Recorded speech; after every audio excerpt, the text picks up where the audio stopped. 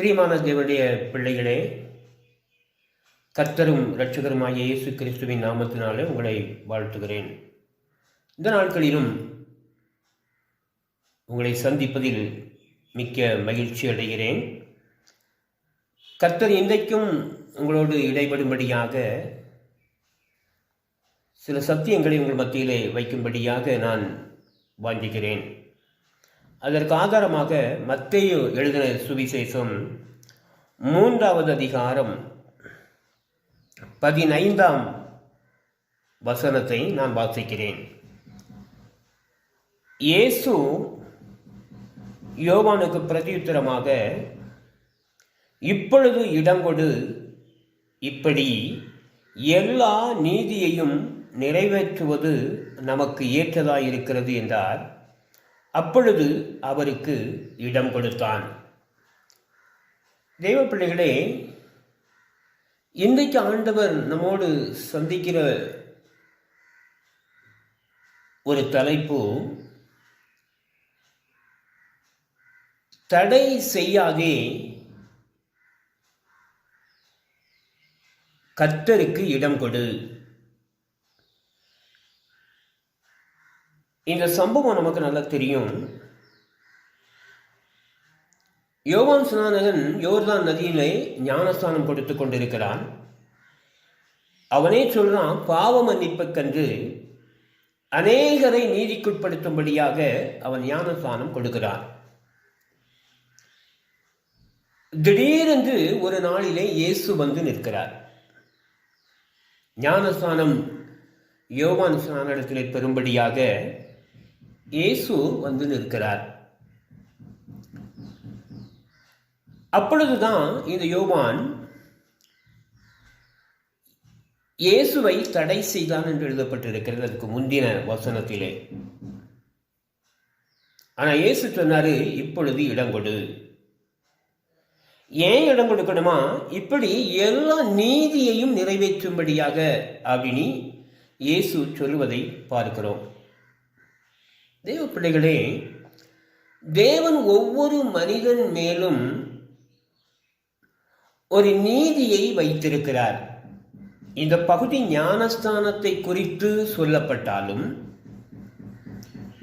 அது பிதாவினுடைய சித்தமாய் இருந்தபடியினால அவன் ஒவ்வொரு மனுஷன் மீதும் பிதாவினுடைய சித்தம் என்று ஒன்று இருக்கிறது என்பதை நாம் அறிந்து கொள்ள முடிகிறது. இப்பொழுது இயேசு சொல்லுகிறார், இதை தடைப்படுத்தாதே. அந்த ஞானஸ்நானத்துக்கு, ஏனென்றால் இந்த யோவான் ஸ்நானன் இயேசுவை நன்றாக அறிந்து வைத்திருக்கிறவன். ஏன்னா அதனாலதான் அவன் சொன்னான், அவருடைய பாதரட்சையின் வாரை கூட தொடும்படியாக எனக்கு அனுமதி இல்லை, அதற்கு நான் தகுதியானவன் அல்ல என்று அவன் இயேசுவிடத்தில் சொல்லுவதை, நம்ம மக்களிடத்தில் சொல்லுவதை நாம் பார்க்கிறோம். இப்படியாக பிதாவினுடைய குமாரன், இவர் தேவ ஆட்டுக்குட்டி என்பதை நன்றாக அறிந்து வைத்திருந்தவன் இந்த யோவான் ஸ்நானகன்.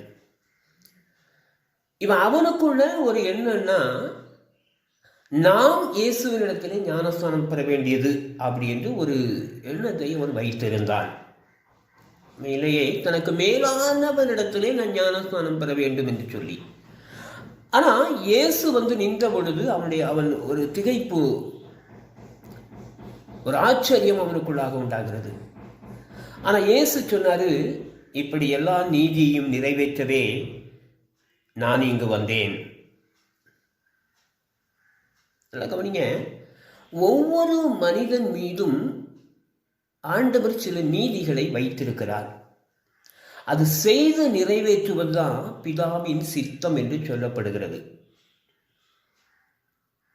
பாருங்க, அவன் இயேசுவுக்கு இடம் கொடுத்த உடனே அடுத்த வசனம் சொல்லுது, பரலோகம் திறக்கப்பட்டது என்று எழுதப்பட்டிருக்கிறது. அல்லேலூயா.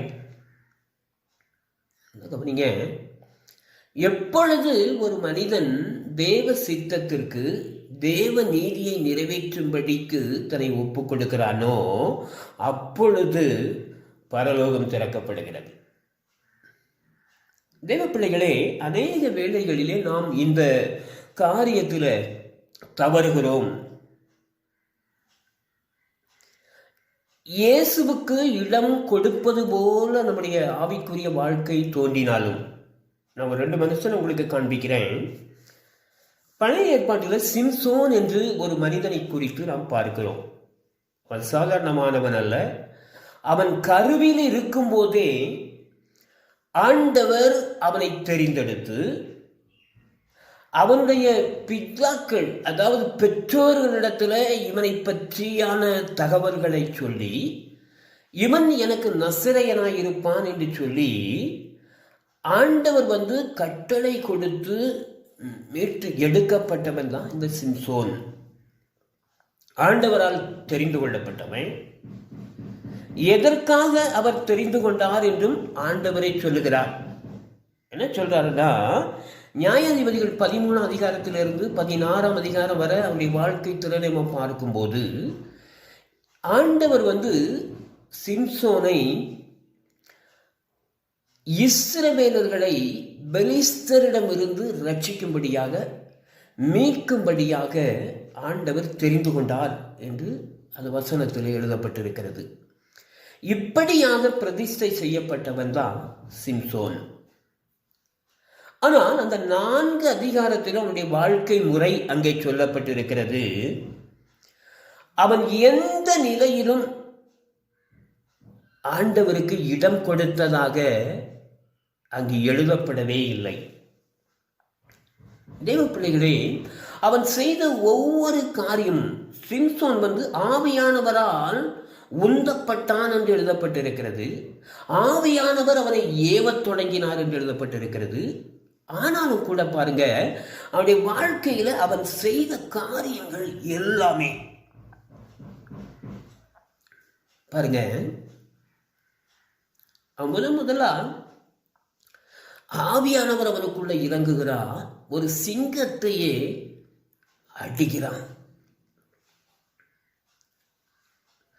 அந்த சிங்கத்தின் உடலில் இருந்து தேனை எடுத்து சாப்பிடுகிறான். தொடைய பெற்றோர்களுக்கும் கொடுக்கிறான். இந்த செயல்பாடு இஸ்ரவேல் ஜனங்களுக்கு எந்த பிரயோஜனமும் இல்லை.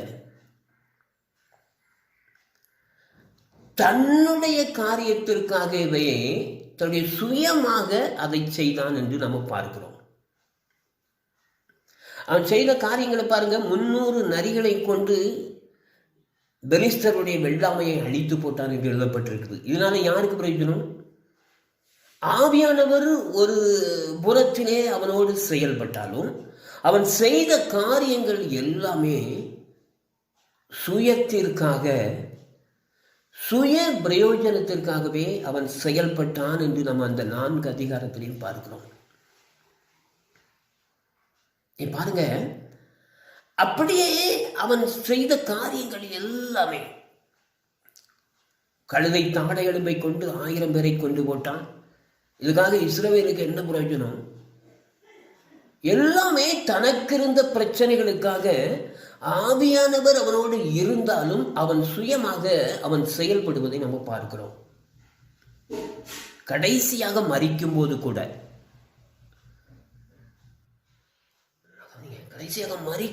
கூட, தனக்காகவே அவன் உயிரோடு இருந்ததை பார்க்கிலும் அதிக பேரை கொண்டு போட்டான் என்று எழுதப்பட்டிருக்கிறது. தேவ பிள்ளைகளே, இது எல்லாம் நடந்ததுக்கு காரணம் என்னன்னா, இந்த சிம்சோன் சிம்சோனின் சரீரத்தில் ஆவியானவர் செயல்பட்டது உண்மைதான்.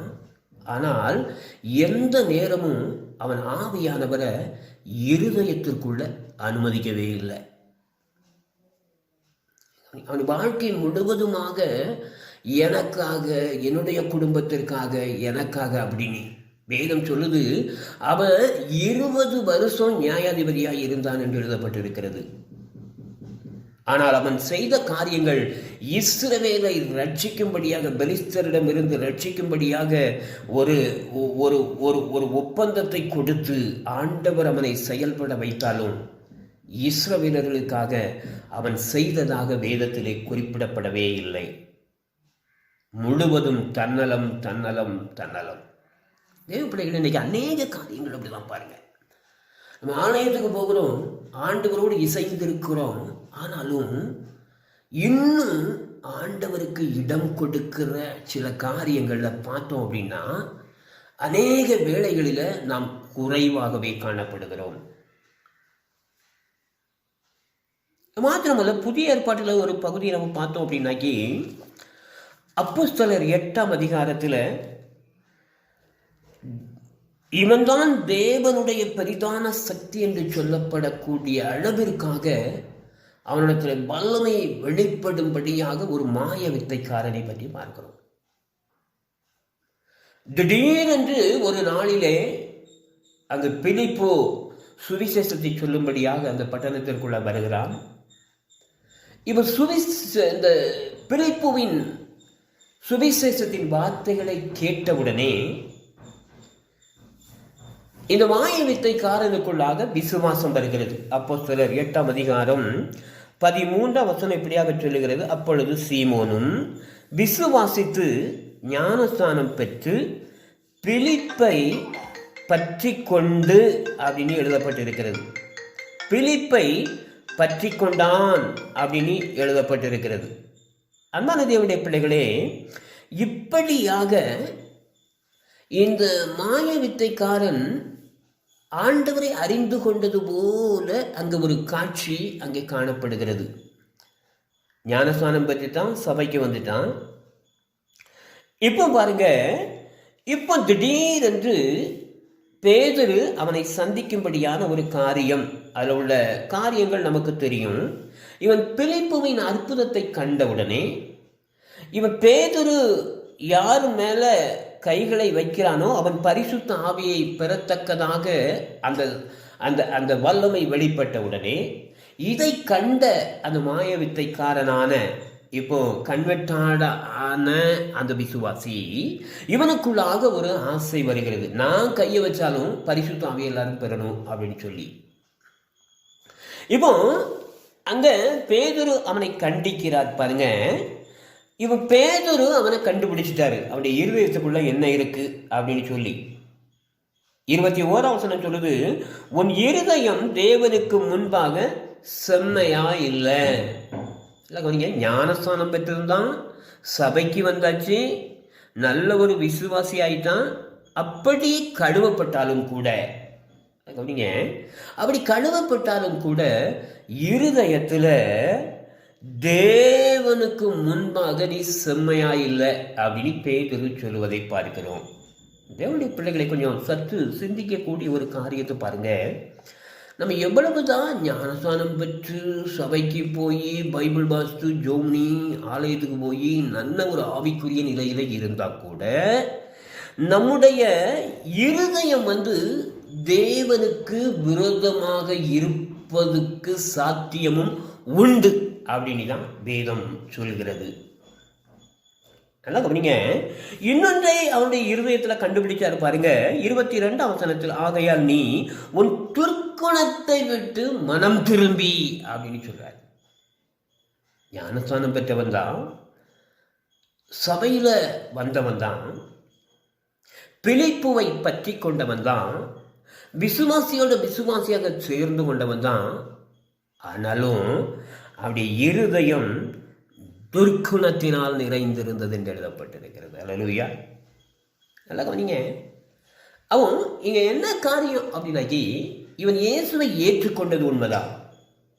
இயேசுவே சுவிசேஷத்தை கேட்டு அவன் விசுவாசித்தது உண்மைதான். ஆனா பாருங்க, அவனுடைய இருதயம் மாறல. ஏன் மாறல அப்படின்னா, அவன் இருதயத்திற்குள்ளாக இயேசுவை விடல. இன்னைக்கு அநேக காரியங்களை பாருங்க, நம்ம எவ்வளவு ஆண்டவருக்குள்ளாக நேர்த்தியாக ஒரு பெரிய விசுவாசியை போல மற்றவர்களுக்கு காட்சி அளித்தா கூட நம்முடைய இருதயத்திற்குள்ள இயேசுவை விடாத அநேக காரியங்கள் பாருங்க, அநேக காரியங்கள் நம்மை தென்படுவதை நாம் பார்க்கிறோம். இப்போ இப்படிப்பட்ட காரியத்தில் நல்லா கவனிங்க. அப்போ இப்படி ஆண்டவருடைய வல்லமை பெற்றிருந்தாலும் கூட நம்முடைய இருதயத்தில் இயேசுவுக்கு இடம் கொடுக்காமல் இருப்பதற்கு சாத்தியமும் உண்டு என்று வேதம் சொல்கிறது. அதான் ஆண்டவர் சொல்ல, நீ பாருங்க, நம்ம அநேக காரியங்களை செய்கிறோம். இப்போ நம்முடைய தனிப்பட்ட உள்ளான ஒரு மனிதன் என்று சொல்லும்போது நம்ம அங்கே இயேசுவை அனுமதிப்பதே இல்லை.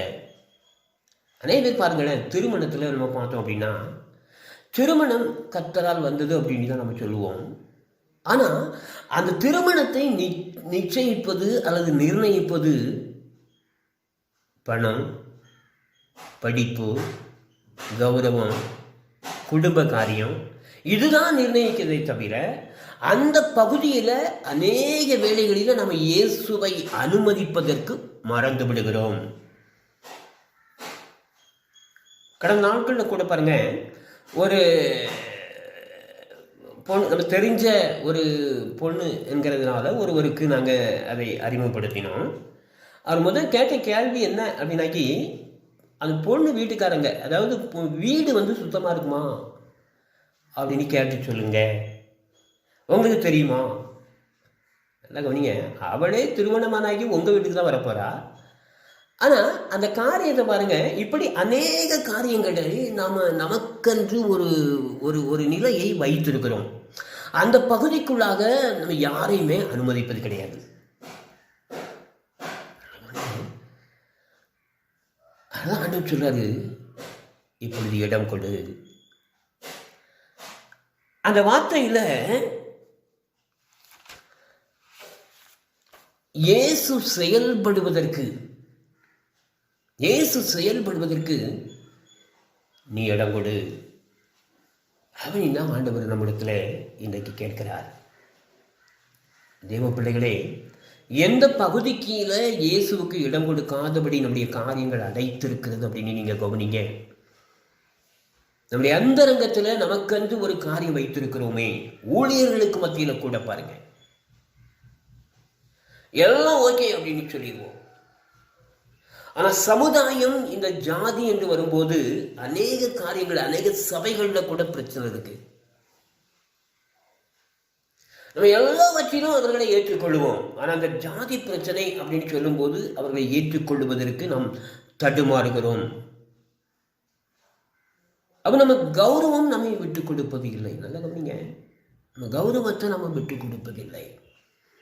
அப்படி விட்டு கொடுக்கல அப்படின்னா இயேசுவை நம்ம அனுமதிப்பது இல்லை அப்படின்னு தான் வேதம் சொல்லுகிறது. தேவனுடைய பிள்ளைகளே, இந்த ஆண்டவன் நம்மை பார்த்து சொல்லுகிறார், இப்பொழுது இடம் கொடு. 2 காரியங்களை உங்கள் மத்தியில் நான் வைக்க விரும்புகிறேன். இடம் கொடுக்காத ஒரு 2 காரியத்தை பற்றி வேதத்தில் இருந்து நான் உங்களோடு பேச விரும்புகிறேன். பழைய ஏற்பாட்டு பகுதியில் ஆதியாகமத்தின் புத்தகம் 13ஆம் அதிகாரத்தை நாம் எடுத்து வைத்துக் கொள்வோம். அதில் இந்த சமூகம் நமக்கு நல்லா தெரியும். ஆண்டவர் ஆபிரகாமை அழைக்கிறார். எங்க கூப்பிடுறாரு? எந்த தேசம், அந்த தேசம் எப்படி இருக்கும், ஒரு கேள்வி கூட கேட்காதபடி ஆபிரகாம் ஆண்டவர் நியமித்த அந்த இடத்திற்கு புறப்பட்டு செல்கிறார். வேதம் சொல்லுது, அவனுடைய சகோதரன் மகனாகிய லோத்துவும் கூட போகிறான்.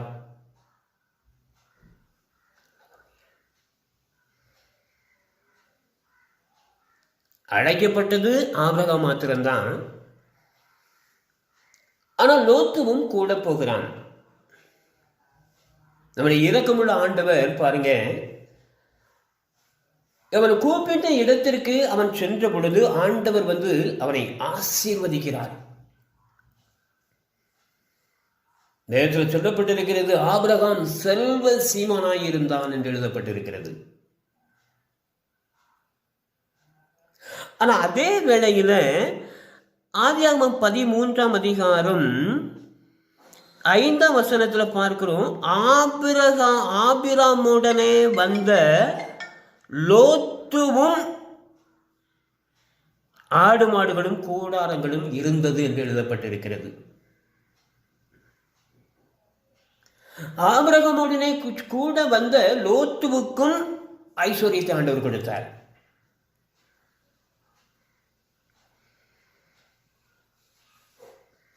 அவருடைய ஆசீர்வாதத்தின் எல்லை பற்றி சொல்லப்பட்டிருக்கு பாருங்க. 6வது வசனத்தில் அவர்கள் ஒருமித்து குடியிருக்க பூமி அவர்களை தாங்கக்கூடாது இருந்தது என்று எழுதப்பட்டிருக்கிறது. பூமி தாங்கக்கூடாத வகையில அந்த ஆசீர்வாதத்தை ஆண்டவர் 2 பேருக்கும். இப்ப பாருங்க, எப்பொழுது ஒரு மனுஷனுக்குள்ள ஆசீர்வாதம் வருகிறதோ அங்க பிரச்சனை வந்துடும். இப்போ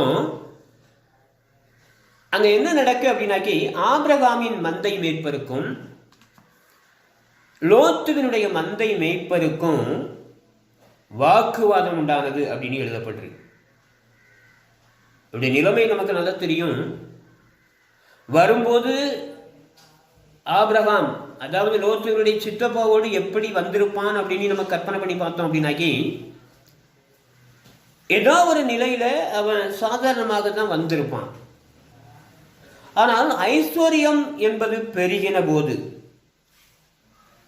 இப்ப என்ன ஆச்சு அப்படின்னாக்கி, 2 பேருக்கும் வாக்குவாதம் உண்டாயிற்று என்று எழுதப்பட்டிருக்கிறது. இப்பதான் அங்க ஒரு காரியம் நடக்கு. ஒருவேளை இந்த லோத்து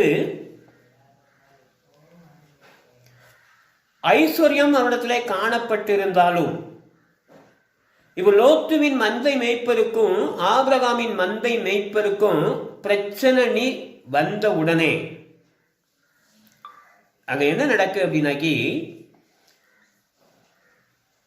ஆபிரகாம் அதை பார்க்கிறார்.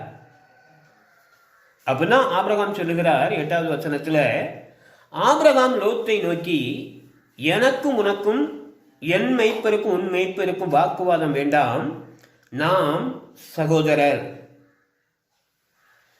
இந்த தேசம் எல்லாம் உனக்கு முன்பாக இருக்கிறது அல்லவோ, நீ என்னை விட்டு பிரிந்து போகலாம். நீ இடதுபுறம் போனால் நான் வலதுபுறம் போகிறேன், நீ வலதுபுறம் போனால் நான் இடதுபுறம் போகிறேன். தேவனுடைய பிள்ளைகளே, ஆண்டவருக்கு இடம் கொடுத்தல் என்பது என்ன அப்படின்னு இந்த பகுதியை நமக்கு நன்றாக விளக்கி காட்டுகிறது. இப்போ நீங்க இந்த சம்பவம் பார்த்தீங்க அப்படின்னாக்கி, ஆபிரகாம் தான் ஆண்டவரால் அழைக்கப்பட்டவன். ஆபிரகாம் எதை தீர்மானித்து கொடுக்கிறானோ அதை பெற்றுக்கொள்ளும்படியாகத்தான் லோத்து தெரிந்தெடுத்திருக்க வேண்டும். ஆனால் இங்கு ஆபிரகாம் தான் அந்த ஆசீர்வாதத்தை விட்டுக் கொடுக்கிறான் என்று எழுதப்பட்டிருக்கிறது. என் பிள்ளைகளே, எந்த காரியத்தை நாம் விட்டு கொடுக்கிறோமோ அப்பொழுது ஆண்டவருக்கு இடம் கொடுக்கிறோம். இப்ப ஆபிரகாம் சொல்றா பாருங்க, நீ இடதுபுறம் போனால் நான் வலதுபுறம் போகிறேன் அப்படின்னா என்ன அர்த்தம்? நம்முடைய காரியத்தின்படி, அதாவது நம்ம சாதாரணமாக நம்ம பார்க்க போனோம் அப்படின்னாக்கி, நீ உனக்கு எது விருப்பமோ, உன்னுடைய விருப்பம் எதுவோ அதை முதலாவது நீ எடுத்துக்கொள், நீ மீதி வைக்கிறதை அல்லது நீ கழிச்சு போடுறதை நான் எடுத்துக்கொள்கிறேன் அப்படிங்கிற ஒரு பெருந்தன்மையான ஒரு காரியம் ஆபிரகாமிடத்திலே காணப்பட்டதை நம்ம பார்க்கிறோம். நம்ம பாஷையில சொல்ல போனா, நீ கழிச்சு போடுறதை நான் எடுத்துக்கிடுவேன். தேவனுடைய பிள்ளைகளே, இவன் ஆண்டவர் கரத்தில் அதை விட்டு விடுகிறான். லோத்துவை பார்க்கிறோம், அவன் கண்ணுக்கு எதெல்லாம் செழிப்பாக தோன்றியதோ அந்த பட்டணத்தை அவன் எடுத்துக்கொண்டான் என்று வேதத்தில் எழுதப்பட்டிருக்கிறது. ஆனாலும் கடைசி முடிவை நம்ம பார்த்தோம்னா, ஆபிரகாமை பற்றி வேதம் சொல்லுகிறது, நீ என் சொல்லுக்கு கீழ்ப்படிந்தபடியினாலே உன் சந்ததிக்குள்ளாக இந்த பூமியை ஆசீர்வதிப்பேன் என்று ஆண்டவர் சொன்னார். ஆனால் லோத்துவினுடைய நிலைமையை பார்த்தோம் அப்படின்னாக்கி, அவன் எதை இச்சித்து விடாப்பிடியாக பிடித்து ஆபிரகாமிடத்தில் இருந்து எடுத்து கொண்டானோ அந்த பூமியை பற்றி பார்க்கிறோம், அடிக்கப்பட்டது என்று வேதம் சொல்கிறது. தேவனுடைய பிள்ளைகளே, நம்ம ஆண்டவருக்கு இடம் கொடுக்கிறோமா? கொஞ்சம் யோசிச்சு பாருங்க. நம்முடைய சூழ்நிலைகளில எந்த பகுதியில் நீங்க விட்டு கொடுக்கிறீங்களோ அப்பொழுது ஆண்டவருக்கு இடம் கொடுக்கிறீங்க. எதுல விடாப்பிடியாக நான் தானே பெரியவன், எனக்கு தானே இது கொடுத்தாங்க, என் மூலமா தானே உனக்கு ஆசீர்வாதம், எந்த இடத்துல நாம் நமது என்கிற காரியம் மேலோங்கி நிற்கிறதோ அவன் ஆண்டவருக்கு நம்ம இடம் கொடுக்கல. நம்ம ஞானஸ்தானம் பெற்றிருக்கலாம், ரட்சிப்பை பெற்றிருக்கலாம், அபிஷேகத்தை பெற்றிருக்கலாம். ஆனாலும் நம்முடைய இருதயமானது விட்டு கொடுக்கிற மனப்பான்மை இல்லை அப்படின்னு நம்ம பார்த்தோம் அப்படின்னா இயேசு நம்மகிட்ட இல்லை அப்படின்னு தான் அர்த்தம். இயேசு நம்மிடத்துல கிரியை செய்யவே முடியாது, செயல்பட முடியாது. ஆங்கில வேதாகமத்துல அந்த விட்டு கொடு, எனக்கு இடம் கொடு என்ற வார்த்தை அப்படிதான் பயன்படுத்தப்பட்டிருக்கிறது. நம்ம அநேக நேரங்களில் நம்முடைய விடாப்பிடியான தன்மையில, விட்டு கொடுக்க முடியாத தன்மையில, பொறுத்து கொள்ளாத தன்மையில இயேசு செயல்பட முடியாதபடி அவருடைய கைகளை நாமே கட்டி போட்டு விடுகிறோம். இயேசுவை கட்ட முடியுமா? உங்களால முடியும். நீங்க எந்த காரியத்துல விட்டு கொடுக்காம, இழக்காம, எந்த காரியத்துல நல்ல ஒரு அதாவது ஒரு பரந்த மனப்பான்மை இல்லாம நம்ம செயல்படுகிறோமோ அப்போ நமக்குள்ள இயேசு செயல்பட முடியாது. ஆனா ஆபிரகாம் ஆண்டவருக்கு இடம் கொடுத்து அவன் தன்னுடைய சகோதரன் மகனாகி லோத்துவுக்கு, நீ கிழக்கு போனா நான் மேக போறேன், நீ வலதுபுறம் போனா நான் இடதுபுறம் போறேன், அவனுக்குரிய ஆசீர்வாதத்தை அவன் விட்டு கொடுத்தபடினாலே அவன் சந்ததிக்குள், இன்னைக்கு ஆபிரகாமின் சந்ததியாக நாம் ஆசீர்வதிக்கப்படுவதற்கு காரணமே அந்த ஆபிரகாமுடைய ஆண்டவருடைய வார்த்தை மாத்திரமல்ல, அந்த ஆபிரகாமுடைய கீழ்ப்படிதல், விட்டு கொடுத்தல், ஆண்டவரை அனுமதித்தல்.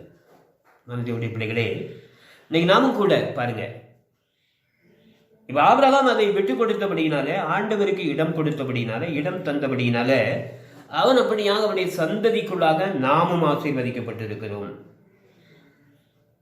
இன்னொரு கூட நீங்க பாத்தீங்க அப்படின்னா, இஸ்ரவேலர்களுக்கு ஆண்டவர் சொல்லும் போது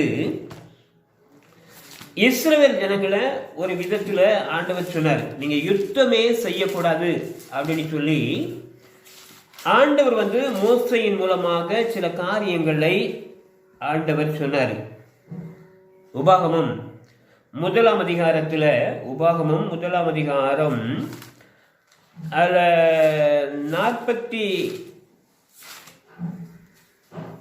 42வது வசனம் அப்படின்னா, அப்பொழுது கர்த்தர் என்னை பார்த்து, நீங்கள் உங்கள் சத்துருக்களுக்கு முன்பாக முறிந்து போகாதபடிக்கு போகாமலும் யுத்தம் பண்ணாமலும் இருப்பீர்களாக, நான் உங்கள் நடுவே இறேன் என்று அவர்களுக்கு சொல்லுகிறார். நல்ல கவனிங்க, இஸ்ரவேல் ஜனங்கள் ஒரு யுத்தத்திற்காக செயல்படுகிறார்கள்.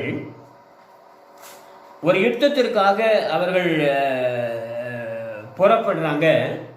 அப்ப ஆண்டவர் மோசையின் மூலமாக இந்த யுத்தத்திற்கு இஸ்ரவேலர்கள் செல்லக்கூடாது அப்படின்னு ஒரு கட்டளை கொடுக்கிறார். ஏன்னா அதுக்கு முன்னால ஆண்டவரே முன்னின்று அநேக யுத்தங்களை நடத்தின. இஸ்ரவேல் யுத்தமே செய்யல. இஸ்ரவேலின் ராணுவங்களின் தேவனாய கர்த்தர் தான் அவர்களுக்காக யுத்தம் பண்ணி அநேக ராஜாக்களை முறியடித்தார் என்று வேதத்தில் எழுதப்பட்டிருக்கிறது. அப்படி வந்த ஜனங்கள் இப்போ தங்களுக்காகவே செயல்படும்படியாக ஒரு யுத்தத்தை செய்யும்படியாக அவர்கள் யோசிக்கிறார்கள். அவர்கள் அதற்காக ஆயத்தமும் படுகிறார்கள். ஆனா ஆண்டவர் சொல்லிட்டாரு, இந்த யுத்தத்தை நீங்க செய்யக்கூடாது. ஆனா அவங்க என்ன செஞ்சாங்களாம் பாருங்க, 43 வசனத்துல, அப்படியே நான் உங்களுக்கு சொன்னேன், நீங்களோ செவி கொடாமல் கர்த்தருடைய கட்டளைக்கு விரோதமாய் துணிந்து மலையின் மேல் ஏறினீர்கள். செவி கொடாதபடி. எங்கே ஆண்டவருடைய சத்தத்திற்கு செவி கொடுக்கவில்லையோ அங்கே இயேசு செயல்பட முடியாது.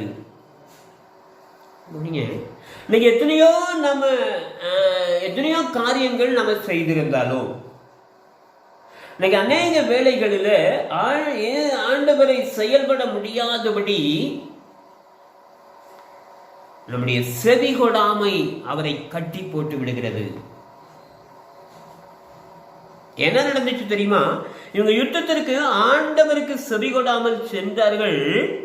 ஆனால் அங்க என்ன நடந்தது அப்படின்னா 44ஆம் வசனத்துல, அந்த மலையிலே குடியிருந்த எமோரியர் உங்களை எதிர்க்கும்படி புறப்பட்டு வந்து தேனீக்கள் துரத்துகிறது போல உங்களை துரத்துவார்கள்.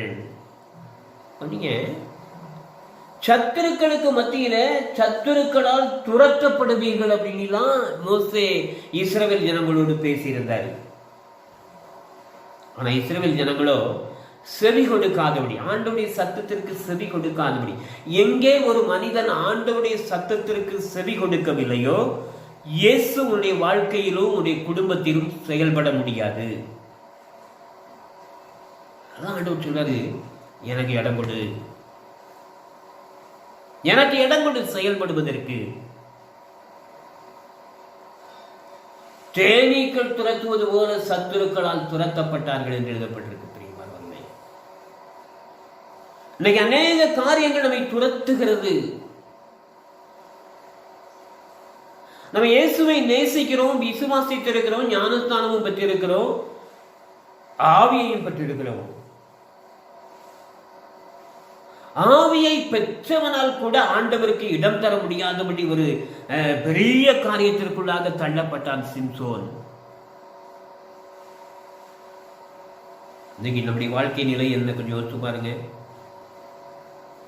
ஆண்டவர் எனக்கு இடம் கொடு,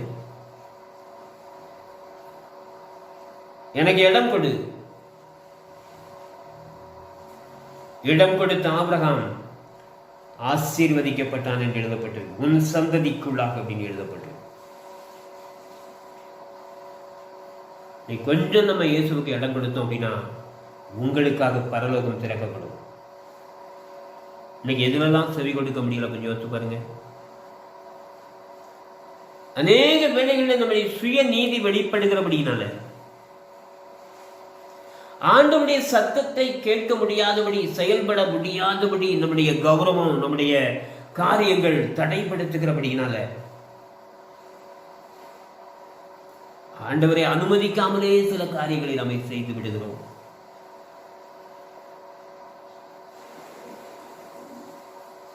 அடுத்த சுபத்தில் ஒப்பு கொடுப்போமா? அவர் ஆபிரகாமை பார்க்கிறோம், எல்லாவற்றையும் விட்டு கொடுக்கிறான். லோத்துவுக்கு ஆசீர்வாதத்தை கொடுப்பதை எல்கை காட்டுவது ஆபிரகாம் தான் காட்டியிருக்கணும். ஆனால் ஆவியை பெற்றவர்கள் எல்லாவற்றையும் விட்டுவிட தயாராக இருப்பார்கள், எதையும் இழக்க தயாராக இருப்பார்கள்.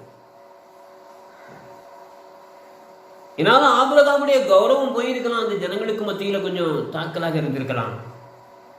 ஆனா எதையுமே ஆபிரகாம் பார்க்கல. நீ வலது பக்கம் போனா நான் இடது பக்கம் போகிறேன்.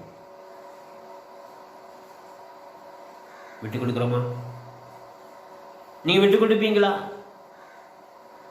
நம்ம விட்டு கொடுப்பதற்கு நமக்கு மனசு இருக்குதா? கொஞ்சம் யோசிச்சு பாருங்க. ஆண்டவருடைய சத்தத்திற்கு செவி கொடுக்கிற அந்த அனுபவம் மட்டும் இருக்குதா? ஞானஸ்தானம் பெற்றவர்கள் தான், ஆலயத்தில் இருக்கிறவர்கள் தான், இயேசுவுக்கு விசுவாசி தான். நம்முடைய வாழ்க்கை எப்படி இருக்கிறது? இயேசுவுக்கு முழுவதுமாக ஒரு இடத்தை கொடுப்பதற்கு நம்ம ஆயத்தம் கொஞ்சம் யோசிச்சு பாருங்க. எந்த பகுதியில இயேசுவை விட முடியல, அந்த பகுதிக்கு இன்னைக்கு இயேசுவை விட்டுருங்க. நம்முடைய கௌரவம், நம்முடைய குடும்ப பெருமை, நம்முடைய குல பெருமை, மாத்திரமல்ல இன்னைக்கு சபை பெருமை தலைவிரித்து ஆடுகிறது. அப்படியே இயேசுவை கொண்டு வந்து இயேசுவை நான் ஏற்றுக்கொள்கிறேன் என்கிற வருகிற விசுவாசிகள் கூட துரத்தி அடிக்கப்படுகிறார்கள். சபையில் இன்னைக்கு எத்தனையோ சபைகளோட பிரச்சனை. ஏன் அப்படின்னா கௌரவத்தை விட்டுக் கொடுக்க முடியல, ஜாதியை விட்டுக் கொடுக்க முடியல, எதையுமே இழக்க முடியல. ஆனால் வேதம் சொல்லுகிறது, ஒரு மனுஷன் இழக்க துணியும் போதுதான் அவன் பெற்றுக்கொள்ள தகுதியுடையவனாய் மாறுகிறான். எதையும் நான் இயேசுவுக்காக இழப்பேன் என்கிற ஒரு ஆதங்கம் நமக்குள்ள வரும்படியாக ஆண்டவர் விரும்புகிறார். அது உங்களுக்கு அவமானமாக தான் இருக்கும். விட்டுருங்க, விட்டு கொடுங்க, விட்டு கொடுங்க, விட்டு கொடுங்க. அப்புறம் ஏன் சண்டை போடணும்? நாம் சகோதரர். நீ உனக்கு வேண்டியதெல்லாம் எடுத்துக்க, நீ மிச்சம் போடுறதை நான் எடுத்துக் கொள்கிறேன். ஆண்டவருக்கு இடம் கொடுப்போமா? தேவ சித்தம் நம்மில் நிறைவேறும்படியாக எதையும் இழப்பதற்கு தகுதியானவர்களாய் மாறும்படியாக ஆண்டவருக்கு நம்மை விரும்புகிறார். கொடுமா, இயேசுக்கு இடம் உண்டா? மனுஷன் எல்லாவற்றையும் விட்டுக் கொடுப்பான். ஆனால் அவனுடைய அந்த ரங்கத்துல அவனை பற்றி இருக்கிற தன்னுடைய சுய காரியத்துல மாத்திரம் பெற்றோர்களையும் அனுமதிக்க மாட்டான், நண்பர்களையும் அனுமதிக்க மாட்டான், நல்ல அன்பு செலுத்துகளை அனுமதிக்க மாட்டான், இயேசுவையும் அனுமதிப்பது இல்லை. அந்த ஒரு பகுதி எதுன்னு நமக்கு தான் தெரியும். இன்னைக்கு ஆண்டவர் சமூகத்தில் ஒப்பு கொடுப்போமா? முன்னறிந்து அழைத்தவரே, முன்னின்று நம்மை நடத்துவார். முன்னறிந்து அழைத்தவரே, முன்னின்று நம்மை நடத்துவார். சகலமும் நன்மைக்கென்றே சாட்சியாய் நிறைவேற்றுவார். சகலமும் நன்மைக்கென்றே சாட்சியாய் நிறைவேற்றுவார். தேவ சித்தம் நிறைவேற எனையும் ஒப்படைக்கிறே. தேவ சத்தம் என்னுள்ளம் பலமாக தோணிக்குதே. நன்றி தகப்பனே, சோதரன். எங்கெல்லாம் உமக்கு இடம் கொடுக்காதபடி நாங்கள் எங்களுக்கென்று, எங்களுடைய சுய நீதிக்கென்று, எங்களுடைய சுய சித்தத்திற்கென்று வைத்திருக்கிறோமோ அந்த இடத்தை எல்லாம் நாங்கள் விட்டுக் கொடுக்கும்படியாக, தேவ சத்தத்திற்கு நாங்கள் செவி கொடுத்து செயல்படும்படியாக கர்த்தர் நீர் எங்களை ஆசீர்வதிக்கும்படியாக ஜெபிக்கிறோம். இதை கேட்டுக்கொண்டிருக்கிற ஒவ்வொரு பிள்ளைகளையும் அப்படியே நீர் ஆசீர்வதிக்கும்படியாக ஜெபிக்கிறோம். கர்த்தருடைய ஆசீர்வாதம் ஒவ்வொரு பிள்ளைகள் சிரசின் மேலும் தங்கும்படியாக கர்த்தர் ஆசீர்வதிக்கிறபடினால் மக்கள் நன்றி செலுத்தணும். ஆசீர்வதிங்க, காத்துக்கொள்ளுங்க. துதிகரமை மேலாம் முக்கிய செலுத்துகிறோம். இயேசுவின் நாமத்தில் ஜெபிக்கிறோம் பிதாவே. ஆமேன், ஆமேன், ஆமேன்.